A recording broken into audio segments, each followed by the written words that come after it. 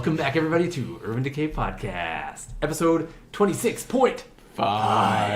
Oh, this is a 0.5. It's a 0.5. We'll throw it in that there. Makes sense. Obviously, yeah. Why is this a 0.5? Well, this is a 0.5 because it's not exactly part of the story. It's between seasons. The season Wait, one. are you character Shane or are you real life Shane? Why is that my character Shane voice? Well, you sound the same.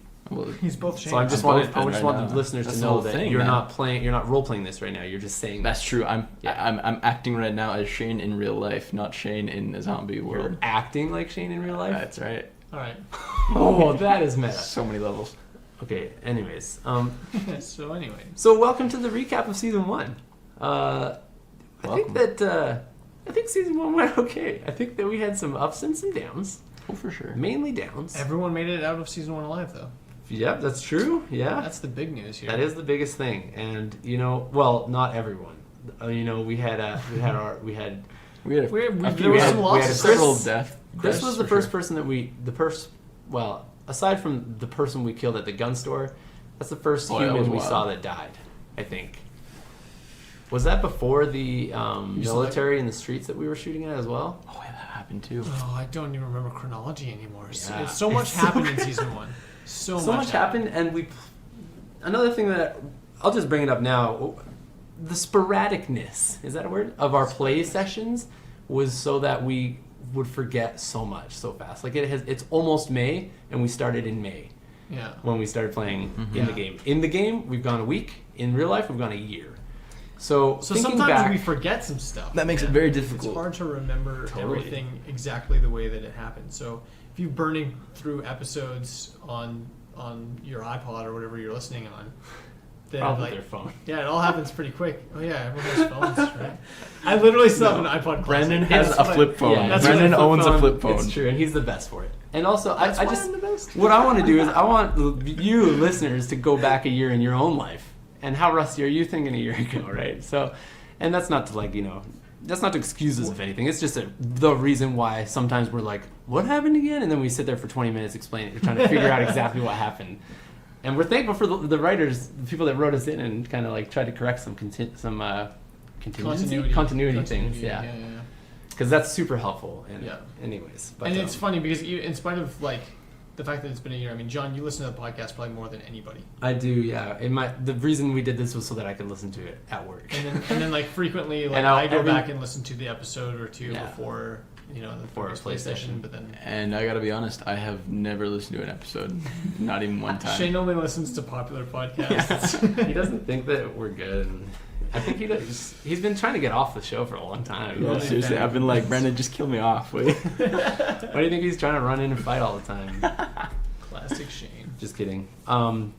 So let's go around the table, shall we? We'll have a little round table discussion. Ryan's not here, by the way. Oh yeah, that's important to bring We're up doing too. this sans Ryan. Yeah, and we didn't even tell him we were going to do it really.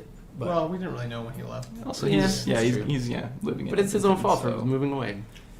That's the Um, reason why it was so difficult and why it took a year. We're going to go through and tell each person our highlight from the show. Like favorite moment? Favorite moment so far, total in the whole thing. Oh man, that's a tough one, Wow. actually. I know, it's Okay. really Can tough. we do like top 3? Who's going first? We could do top 3. I think I'll start so that it gives you some time because I've been Alright. thinking about this a little bit. I have some thoughts as well. Yeah, okay. You go first then. No, you. Just kidding. I just want to go last. I think my overall top moment. Oh, no, you're right. Actually, Top maybe moment? it's not my top moment. Top moment. Yeah, well, top moment segment of the show. Maybe my favorite moment is that we Oh come my up with the gosh. top things. You know, that'd be Yeah. good. That's the name of this episode. You know what? Let's not even. I don't want to throw this into my top. Let's just say one of A top. moment that you Yeah, enjoyed because that there's so strikes many. you as significant. The one that came to my mind and first. meaningful. Okay, another one just came to my mind, but I'm going to ignore it right now. I'm talking about when I saw Charlie. I had an MA of 3, which means in order to properly calm down that violent and vicious animal and tame it to be on my side, I had to roll under a 3 on a d20, which is a very small percentage. What is that percentage? It's low. So low. But I rolled. Don't make me do math. It's 2 I think in it's the morning. 15%. But I rolled a 2, It is 15%. and I think that was such an important and wonderful moment of my life. It changed the entire direction of the game. Yeah. It's true. Absolutely. Not just for you, or not just for the storyline, but for your character. Mm-hmm. And he had some really pinnacle moments in some of the fights. I think so too. Yeah, I was very reserved playing with Charlie. We're talking about, by the way. I was very reserved with him. I felt that at first I was like, I don't want to lose him. You know. So like so I would like zombie has a passive +2 to strike just by virtue of its class. Okay. And one of the things that I augmented about the rules is that as he was losing limbs, his bonus to strike went down. Oh, cool. So That's actually way smart. You'll remember that Charlie was the first one to take a hand off. Yeah, that's right. He's a game changer. Ripped a hand off. That's true. So I think like one thing that I'm going to be trying to do further on, if anything, anyways, is like use him more. You know, I want to train him. I'm raising Charlie to be a zombie hunter dog, Nice. and so he's got to get out there and get some real world experience under his belt. You Does know? he even live? Build that CV. He never skips leg day. Every day is leg day for him. That seems true. Yep. So that was like one of the great moments for me. Just as like a player more than anything. Story wise was great too because it entered a whole other player into this character, into this story, right? And it was fun. Well, and it was a huge introduction to your OCC. Yeah, it was Yeah. vital for that too, right? I couldn't. And for the record, I yeah. would have let that roll fail, and it might have been a while before you had another chance to interact with another dog.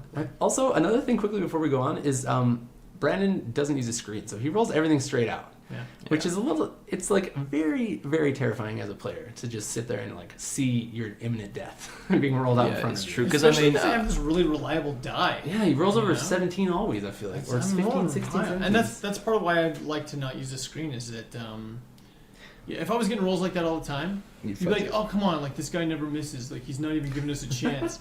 I'm straight up doing everything I can to keep things fair over. and balanced. But in order to sort of like I think you have to maintain like a relationship of trust between your players and the DM. Yeah, I've like played in that too. campaigns where I was suspicious of the DM. We've all played in games like that. Sure. Because whether they are doing it or not, you have to chalk it up to something. You have to explain away that terrible luck, and it becomes you against the DM. That's true. And I think we've all at some point probably been involved in campaigns that turned a little bit malicious is the wrong word, but to where there's sort of a enmity between the player group and the DM group, and I think that can be bad. toxic. Yeah. You know, I think that's when a game group dissolves is when it becomes like a fight. Yeah. Because I also feel like, especially in this game, it allows for a greater amount of fear in the players. Oh, totally. Because now we know safety that net. he's not going to fudge any I'm not going to numbers. fudge a roll that says, "Oh, you made it out." Yeah, just barely. it's just like you can work the story Yeah. in the way that you want to tell the story, Exactly. but you can't fudge numbers, which is like so it means so much more Yeah. when you're getting fired at by army men and oh they miss. my gosh, yeah. Or you're getting that was attacked by insane. some insane giant zombie and you somehow manage to Like, all you make it out dodged- alive. You dodged out of parried the way, it. Shane, Yeah, right? Or I you did. parried it. And That's it right. wasn't because he wasn't trying to kill you. Yeah. It wasn't because I wasn't doing everything that they should have been doing to try to kill you. It was because the rolls. It's true. And I really ended up like in your how favor. in Palladium rules you get a chance to roll out of a hit. Yeah. You know? Yeah. Like in D&D it's your AC. Yeah. You know? It's just this passive thing. Whereas in Which this is it's fine. like at least I have you But have it's so like, much there's a hope. chance. Yeah, so much You hope feel in like that you have last some roll control. to dodge this thing. Yeah, You're like, oh, it's fun. It's way fun. So I like that. I think there's some intensity to the combat in Palladium that I think is missing from some other systems. I which is agree. nice. Yeah. Yeah. Which especially is great for this game, I think. I agree. 100%. Yeah. Because so much it of adds a different level. what this game has been about, for this campaign at least, is about the suspense and the building that terror and like the constant state of panic that I'm trying to induce in my players so that they go home and lose their hair at night. Which I is have happening. lost a significant amount of hair. I'm just gonna put this microphone a You little bit still beautiful. closer. Oh, thank you. Let me go. Oh, sorry. Should I No, sit no, up? no, you're good. You're good. I was just positioning it better so that. I just know I'm always the quiet one. No, you're good. You're fine. It's better without the furnace that was been going on in the last 3 episodes. Yeah, or I guess not at this point. It's okay. It's almost spring again. Oh, I just want it to be spring. Anyways, Shane, how about your My one of your favorite top moments? I have several, let's hear but one. I will name one, which would be when we were at the gun store, Oh, and I shot that guy in the face. Oh. That was your first gunfight. It was our first gun. No, that was actually probably my favorite moment of the whole first season because it was so. That's right. It was so real. Like it felt so like scary. You know what I mean? And not like a zombies and like oh what's in there kind of way. It was like this like very like kind of human real thing. You know. Mm-hmm. And also, I feel like it kind of marked this moment for me as a character, what I was trying to like play into when I'm as a soldier, right? I'm not a soldier. Or what is it? Sentinel. Sentinel. But it's very much like a. It's like a fighter. It's a fightery kind of OCC. type. Is it OCC. Sentinel a subclass of soldier? No, it's separate. It's a separate thing. Oh yeah, that's right. I was gonna be the New soldier, ones. but then we've got that new book, and I was like, this is way better. I'm way closer to where I want to play. That's right. awesome. Man. But it was cool because I mean, I think probably everybody remembers me in the first couple episodes, like doing the self checkout. Paying for your stolen goods. Yeah, exactly. It was great. And I think that was good. You know what I mean? Like, I feel like that is very real to what I would be like in the beginning of this kind of apocalypse. But Totally. I needed to make that transition. Mm-hmm. And like when I shot that guy, it wasn't like something I wanted to do. Right. But I think it marked this like really important moment for my development as a character, because it was like, That's you have true. to do this. You have to do this. And That's then I true. did it. And then, Shane of Urban Decay, like the fictional version of me, is like I don't know. It marked that transition where he's like starting to realize I can do this, and maybe I have to. Yeah, that's true. And like definitely like from that moment on, you played your character differently. Yeah. That you responded to the intellectual strain that you were under, and you like it's like your character had this realization: this is the world that we live in now. Yeah. It's then- true. Yeah. And That's good role playing. and as well Thanks, in man. Good on you. the in I the never I thought about remember that. specifically in the Home Depot when both Ryan and John failed our like horror factor rolls or whatever. Oh yeah. And then you were like the only one that was like holding yourself together during that little encounter. Yeah. That was awesome. Because Yeah. then it plays into your character a little bit more as well. It's true. Yeah. I feel more and more that John is coming a little more like paranoid of almost everybody Mhm. that he meets. And I don't know, I just feel that as well. It's like another type of thing that we're talking about. One thing I really like that's been going on, I feel like, and it happened like consistently throughout the first season, is, I mean, obviously it wasn't just like completely organic, but and we were putting some effort into it too. But I feel like just the way the story unfolded and the way the dice fell really kind of like pushed us into the ways that we're ending up at Yeah. the end of season one. Yeah, that's been really serendipitous, really. Yeah, it has. Like the you have had the stupidest good luck when it comes to charming that dog. I know. It's true. It's always, and it's. I mean, even sometimes in combat roles and stuff like that with the dog, it doesn't always work. But when it comes to you and your relationship with Charlie, I feel like it always goes It's true. absurdly well. Yeah. And that's actually worth talking about too, because traditionally in Platinum games, the set of attributes that you roll at the start of the game don't typically change, with the exception of your physical attributes, which can change based on the physical skills that you take. So if you take boxing or bodybuilding, then they can up your physical strength or your PP or your PE or your running speed, but your mental attributes don't really change, and there's no skills or anything that can change those. So we already mentioned that at the beginning of the game, John had an MA of 3. It was Which is like frustratingly low, especially for someone in And his it was the the lowest OCC possible that thing he's he could have driving rolled. towards. So what happened was I didn't know what it meant when I was making the character. That's a trick, yeah. And I was like, well, I don't know, I don't want to be like a charismatic guy, so I just put it as a 3. I didn't realize how often that would come up, or like how important as it a is dog trainer. as right? essentially a hound master that I wanted to become. And in fact, there's probably a minimum requirement for the OCC that your MA be high enough. Yeah. And the way that we've conducted this campaign is that, whether you remember this from the previous episode or not, they built standard like base level NPC survivor characters using the rules in the main book, and then they built the same character again, but with an OCC.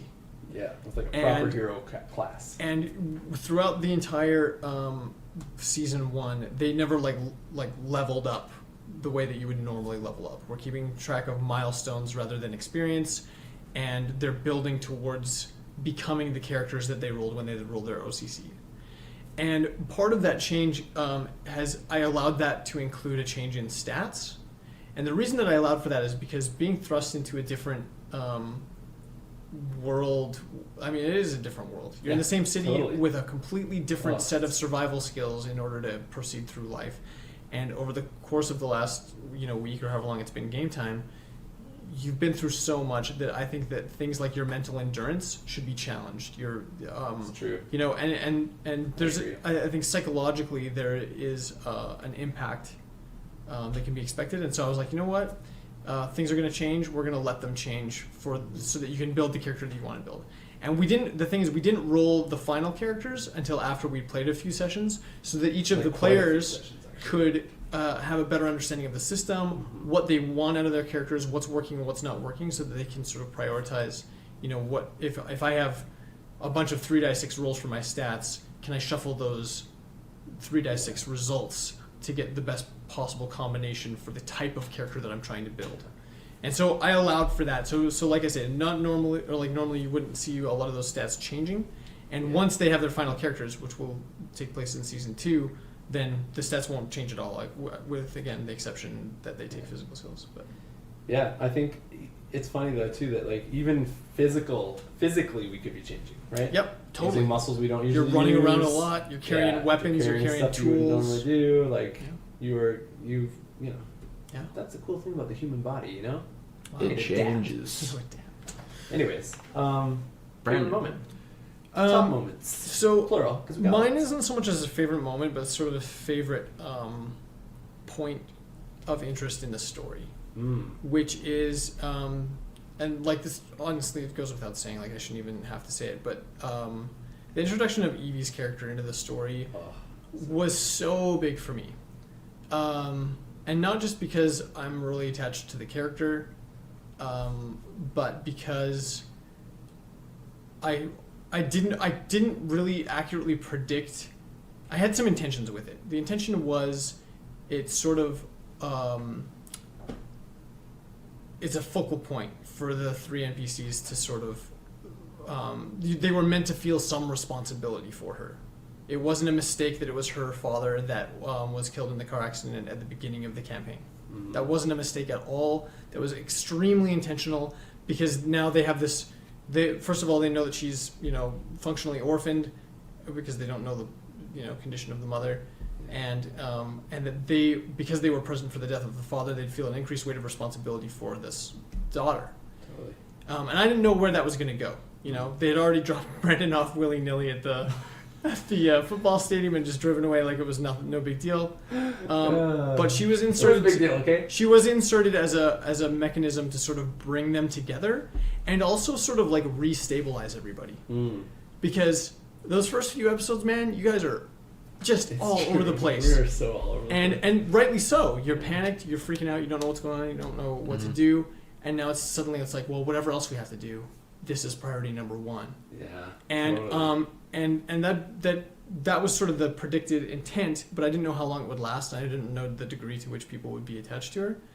I had no idea that it was Evie. Yeah. That was that girl. We would ever see that girl that ran away again. I was like, oh yeah, let her go. Like we have things to worry about. Peace out. Yeah. But now thinking back, it's like, I should have just like, Evie, come join us right here. Don't run over there. Don't split.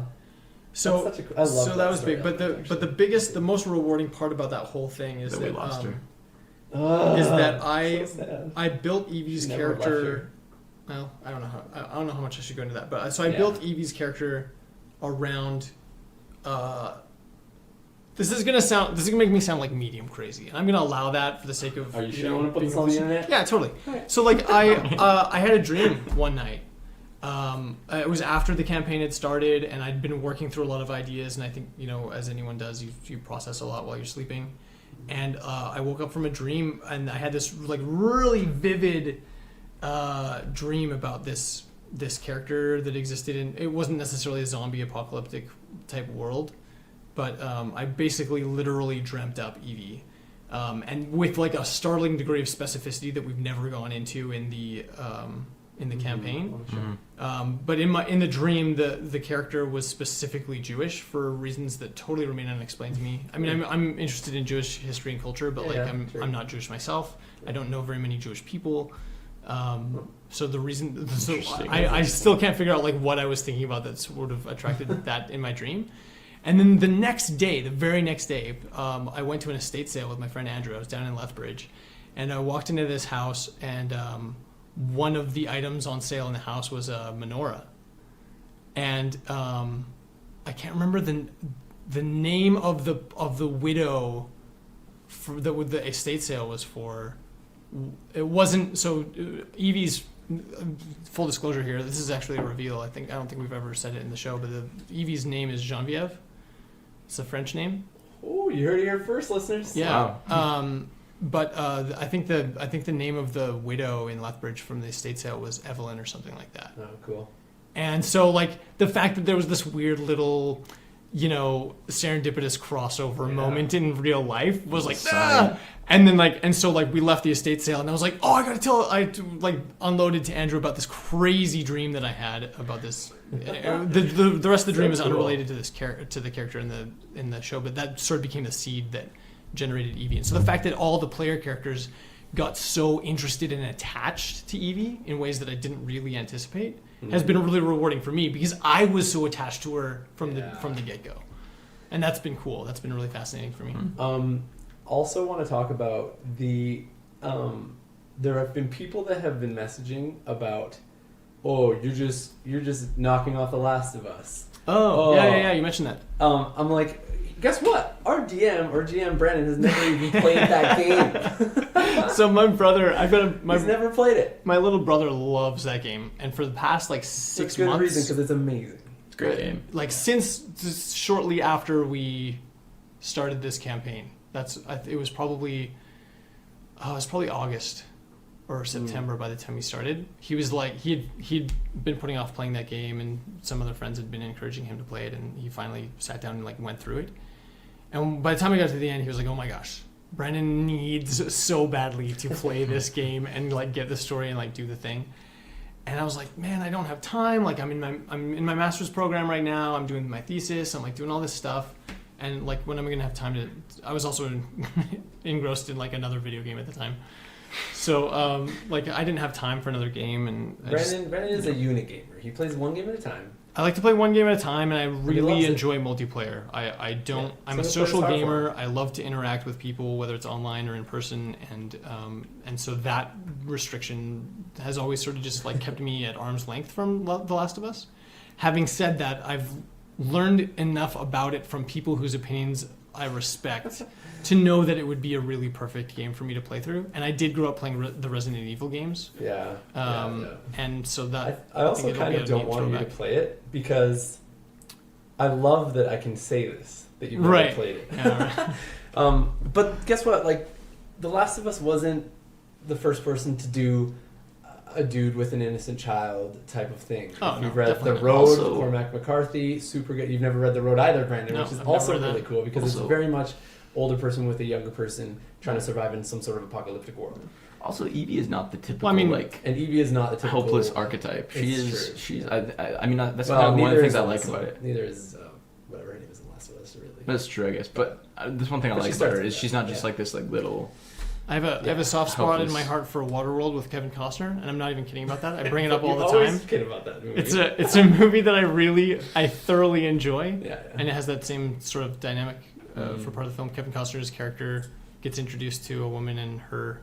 It's not actually I don't think it's actually the woman's child, if I remember correctly, but it's a woman and her child. Yeah. And they get on her boat, or on his boat rather, and eventually they break through his hard candy shell and they become friends. But totally. Yeah, so it's not a new thing. Yeah, it's clearly an old thing, but it works so well because it draws the players. It draws on their emotions so much. And we've lost her. That to bring that up again. I feel like that is a big deal, especially in I keep forgetting that. The end of season 1 is that. I feel like it kind of comes full circle. You know what I mean? There was so much responsibility for her, and then I feel like we almost got too comfortable with Top Family. Dude, we left her. Yeah, we left her. Think about that. Yeah. She was like, "Are you guys sure?" And we're like, "Yeah, you're fine. You'll be fine." We're at a point now where we got Top Fam, we got the Top Depot. We got Top Dog. We were like, okay, we're on top of the Top world. Band. We're only gonna be gone for an hour. We're like all these things where we're justifying this is okay. Yeah. And then looking back, it's like, what were we thinking? Why did we even think about that? How could we have thought that it would have been safe and okay? And so frustrating. Yeah, no, but it's good though. I think in some ways because it's a story element. It's amazing. Exactly. She's what kind of brought us all together, gave us a purpose, and then her being gone is it's so like Yeah. it drove us to go downtown. We were so terrified to even set foot. true. So, like think about that.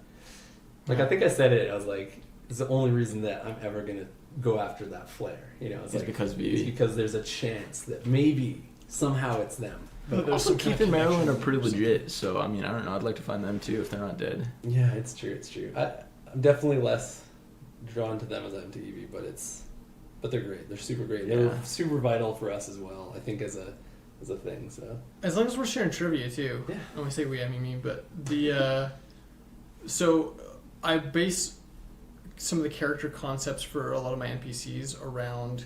I like to base them around people that I know in real life, or people that I like, not in like like our neighbor, over there, not in like a Moses biographical Tower. way at Eric. all, but sort more of Eric. like I in forgot about Eric. more of like in an homage sort of He way. hit you in the head with the 2x4. Yeah, I did. So like,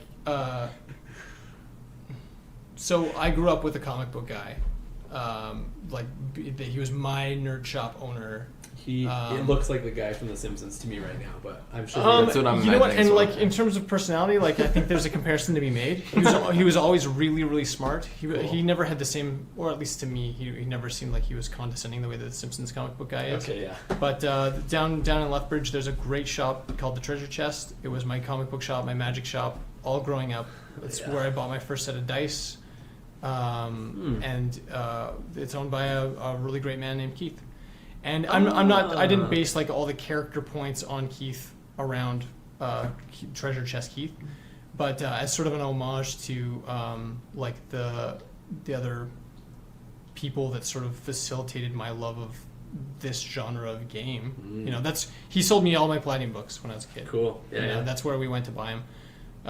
There's another shop that sold them, but we had like this brand loyalty to Keith in the Treasure Chest because he had this beautiful little shop that was like dirty and gross, and like it's all like cleaned up now because that's the new aesthetic for nerd shops. But like when we were kids, it was like those crappy orange chairs and like discarded furniture and like folding tables and like I remember a store was in a Kelowna that was like that. great shop. Dragon. It's still a great something. shop. Yeah. And it was like just magic cards Yeah. and paper and dirt, like just stuff everywhere. You're like, it's like a hoarder type of a place. It was really crazy. But So the top dad character is sort of, I've borrowed some sort of personality elements from people that I know, That's so cool. including Keith, including my Yeah. father in real life, yeah.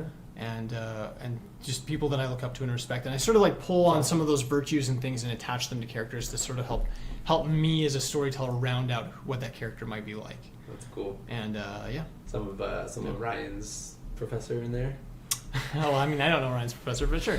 We talked about it a Yeah. lot, but yeah. So if you're in Lethbridge, hit the Treasure Chest up, buy some Palladium books, Go find Keith. talk to Keith.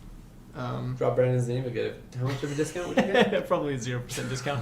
But I'll tell you, if you ever want to, That's funny. Keith at the Treasure Chest is one of the best storytellers that I've ever met. I visit him at least yearly when I go down for Christmas, and then if not Cool. more commonly than Oh, that. that's fun. And he was in a volunteer fire brigade. He flies planes. He has like a really broad skill set. He sounds like Top Dad.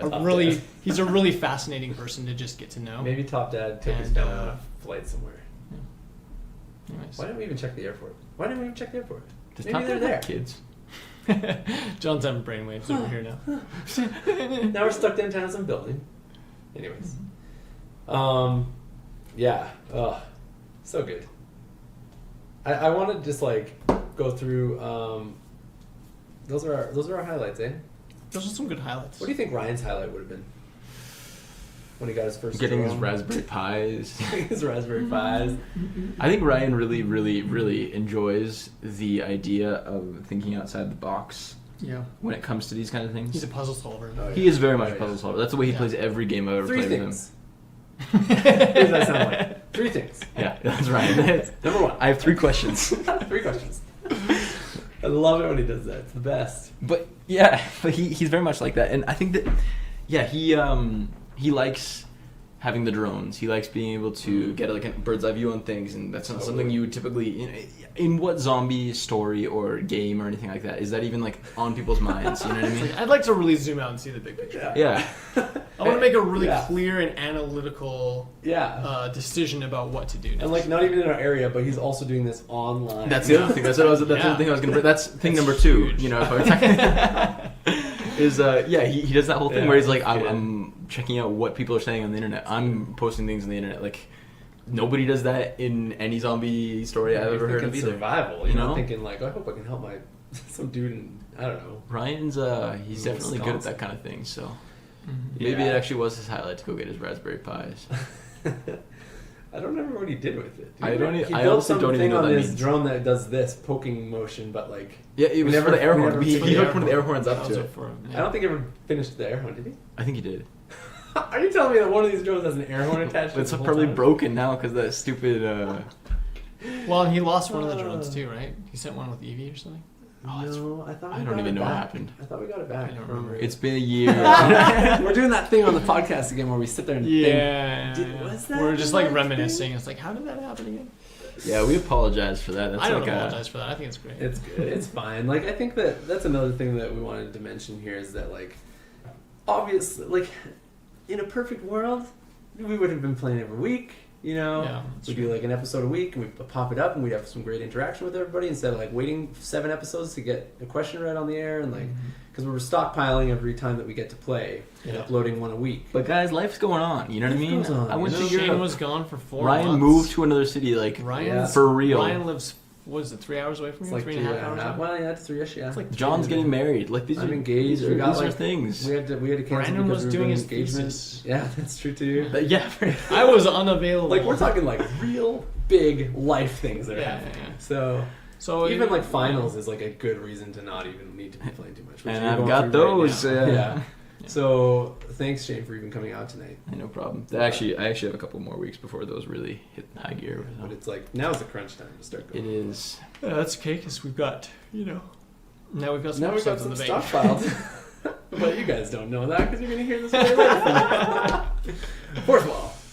But also, yeah. Yeah.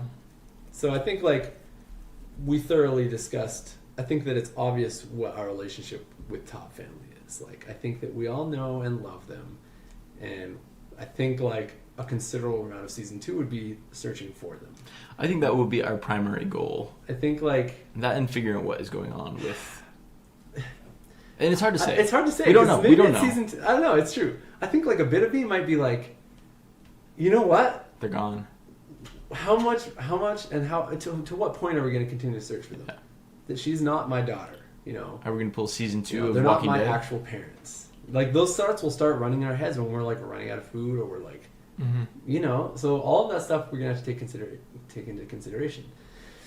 So who knows what season 2 is gonna come up and bring, right? I'm excited. I'm super excited, and I hope that you guys will stick around too out there on the internets. Anything else you guys want to drop quick before we wrap this recap up? We recap this recap. Pizza time. Pizza times are good times. Pizza times are good. I feel like some of them are a little weird. I'm glad. Some of the combats I think are interesting. That the combat seems to be like either really short or really long. We never have like a medium. It's a good point. It's Yeah. like we dispatch them instantly. Shane shoots them in the head twice. Blind like that. Trondheim to their neck till it dies. Yeah. You know? Or like we had with the Juggernaut zombie, you fought him over the course of 3 separate 2 episodes. full episodes, right? Yeah. No, yeah, I guess 3. Yeah, it was, That's a three, it good was point. during 3 episodes. The crash ended Yeah. in the 3rd episode. He was That's insane, though. Can That we was talk about that oh, freaking man, zombie? We can talk about that for sure. Well, I mean, we could talk about like zombie types. That's true. That's a good Because point. The books, I mean, including all the source books, of which right now there's 6, with another one Yeah. on pre-order availability on the Platinum website. Mm-hmm. There are a lot of different zombie types, and we have not encountered them all. Oh, can we also preface this by saying that us as players have not read the source book? Right, that's true. Yeah. So if Yeah, yeah. that might tie into They've- why they've we been going in also blind. we have a lot of questions about the rules because Yeah. I've been afraid to open up that book a lot. Only recently have I been looking through it, and I've only been reading my character area and some of the skills. I haven't Yeah. really gone into too much and a little bit of the rules. Yeah. But we've been like intentionally leaving all of that empty, so that when we Because- encounter these things, like the vacuum guy Like the vacuum guy. that Ryan like called early, and we Yeah. didn't expect him to. Yeah, do yeah, that was really. I called it surprising. immediately. Yeah. John and I both thought it was I was like, somebody it's who had clear. lost their mind. Exactly. Yeah. And it turned out to be what the book described as a pattern zombie. That's what they're called. And they're zombies that have been. They go into sort of this zombie trance mode where they're not consumed by a lust for brains and flesh, and they sort of just like go through the motions of what their life was prior to their turning into zombies. Yeah. So their brain is stuck in a mode, which just puts them back Right. into this sort of like repetitive. Which is such a crazy idea. It's a great idea. It's so smart. It's genius. Yeah. And I've never heard that before. Yeah. Shout out to my boy Josh. What's his name? Josh Hilden or something, right? Is the creator Is of the that game. Josh? Yeah. Josh? Oh, Josh. Yeah, he reached out to us on Facebook, or at least he Yeah, Josh Hilden. messaged about us. Oh, what? So anyway, what I wanted to say was that, like, it's cool that because like maybe another player who's read through the book a lot and knows it all, when you did the garbage compactor thing, might have thought, I wonder if he's gonna pull out the fuse zombie on page 89. Yeah. You know, or like I wonder if he's gonna like. I had no. Yeah. I thought those things were all dead in there. So Yeah, I was right. like, that's some nasty juice dripping out of there. They're dead. Let's get out of here. But that's such a cool idea of them Yeah. being mixed together. Because It is like, cool. what makes a zombie?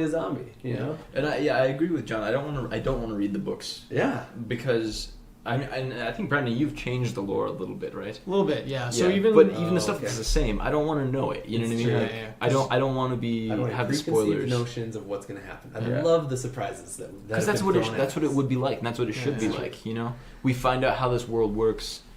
as it's revealed to you. After living in it for 3 days. Oh, also as ourselves. Yeah. Which is Yeah. like, so, like honestly, we're playing. I would never want to play a zombie game any other way. Like, if and when we die in this game, it's gonna be hard. I don't want to just like make up new characters and come into this game. It's gonna be like, it would feel so empty. I hear you. I Because think it's me. if I'm being totally you know? honest with you, it's fast becoming my favorite way to play a game or run a campaign. It's so unique. And I've different. done this 2 other times with 2 other. Well, I guess technically one of the game systems is more or less the same game system because it's a Platinum game. But we did a few years ago. I had some friends that we ran a World of Darkness campaign that took place in Liverpool, and I would love so much and to it do was that. like shortly after I had been on a trip to Liverpool. Oh, that's So I'd cool. like spent like a week there, and I'd just been exploring and like went through like there's this series of underground tunnels in Liverpool that are like it was a eccentric millionaire that was just paying people to build brick tunnels That's so during like a recession. Yeah. So to keep his workers occupied, he's like, you know what, build a tunnel, make it go that way. And so there's this elaborate sprawling series of tunnels. Yeah, look at it. There's some That is great weird. Yeah, and they don't even know where they all are. That's the best part. Anyway, so we played this really great campaign that took place in Liverpool, and it was a place that was familiar to me. And it was the first time that I experimented with sort of trying to cross over real life scenarios with the game, or I mean, I guess It's like contemporary any fantasy. contemporary is gonna cross over real life scenarios, but like to play somewhere that you're familiar with Yeah. automatically feels different. Oh And yeah, 100%. yeah. And then a few years after that, then I got together again with some friends, and we started a Rifts campaign that took place in Lethbridge. And, oh really? I didn't know about this. Yeah. And honestly, that experience was sort of the seed for this one. When we decided to do this exact thing, Yeah. John was the one that sort of came to me with this idea of like, well, let's play where we are as who we are. I think that Shane and I have been talking about Yeah. it a lot. And it was too. already in Yeah. my head that I was like, I had seen the Dead Rain books, I had picked them up, I'd already like You'd already purchased bought the them. RPG, Yeah. and I was like, if I ever play this game, it would be so much fun to do that same thing that we did with Rifts, but do it with Dead Rain and have it as a zombie apocalypse. Totally. And the Rifts one turned out to be really, really interesting because psychologically, it forces you to interact with the place that you live differently. So when we were in Lethbridge, then there was like the way that part of how it works is like with Rifts, there's these different like portals that are like spawning demons and monsters into the world, Oh, man. and a lot of That would times be crazy. they're like at. Well, I mean, it depends on what version of the world that you're playing with. Nexus The points. version of the world that we were playing with, like cities are usually hubs of demon activity. Ley lines, don't they do that? Ley lines and Nexus points, yeah, Yeah. are things in the Platinum Megaverse. I remember hearing about that. That's cool. So there was an active rift up in Calgary that was like just like pouring things out into the world, and there was there was a group of people trying to open a rift in Lethbridge, and the group that I was DMing like went to stop them or something like that. That's awesome. But like I remember like after one of our game sessions, the next day I was like driving home. It was like 10 o'clock at night, and I'm driving across the Whoop Up Bridge up to West Lethbridge, And like I just remember being like, this is where we were, like this is where it happened. It's a cool feeling. And it's just we've really done multiple cool. times driving around Calgary. Because you start to imagine those things in the real world completely differently, because you're already surrounded by that architecture and all that infrastructure. Yeah. And it's like, oh, and so it's like, you know, they go down to like the TELUS building, and like in this campaign, like you guys are going to specific locations that you know, and like that you're that familiar 16th Ave intersection. with. Oh yeah. Every time I drive through there, I'm thinking about it. Or like, Every time I Which- fill up at Centex, so I'm good. like, Also, this it's super building cool is that we gone. started in that intersection and also beat like the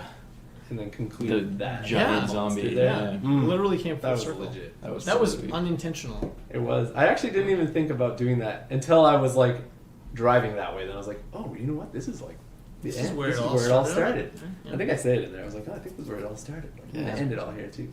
So. Just drive myself into some vehicles. Oh, what a good time, you guys. So yeah, so if you're looking for a way to spice up whatever game you're in or you're running, you know, try Kill off your characters. look for ways to And rebirth them. incorporate things in the real world. I think that fantasy writers have been doing that for years. You draw on, you know, whether it's like occultic symbols or Yeah. you know, like whatever. I mean, There's so look many at, like, mysteries and National conspiracies Treasure that is are out built there. on Oh yeah, Da on Vinci like Code taking is as like- many things as oh, you yeah. can that like feel like, oh, you know, Base your next like, campaign like- on a Nicolas Cage movie. yeah, exactly. You But I can mean, like choose even that whichever one idea, you want. that idea of Gone in like 60 there's seconds. a series No of way. tunnels underground or underneath Liverpool. I know. Okay, That's so cool. the fact that those Love tunnels that. really exist, Yeah. and in our World of Darkness campaign, they became this. It was like the hideout for this werewolf clan. They all Cool. lived in these That's underground sweet. tunnels, and the fact that they exist embed this validity to your story. Mm. Because it's like, no, that's a real place, you know. And of course, it never happened. Of course, it's not happening. You know, everybody knows how to differentiate between fantasy and reality. But like, there's something that about the psychology of pretending something additional about something that exists.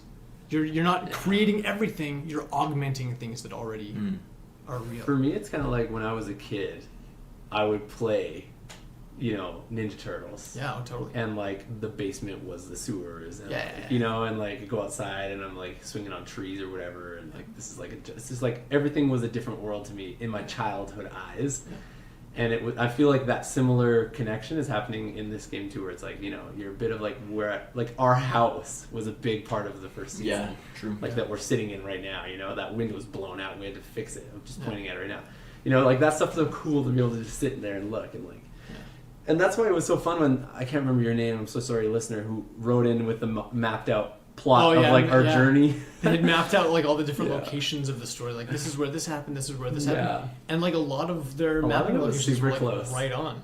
Yeah. And like, props to you, because that's hard. That's a lot of listening Yeah. back and thinking through. Yeah, especially Oh. because there's no like video with these. It's just I like know. us like Like just we're describing streets Like and things. 100 times we're like, I go this way, and I'm pointing right now, real life, with my arm. Yeah. And it's like, and we don't say where that is in the podcast at all. So you're We're like, going there. where was that? North. It's like, I'm going to go this way on this road. And when we're looking at the map, too, it's like, take down a left or here. Oh, this building or that building? Yeah, exactly. And Yeah. it's like, nobody knows what that means.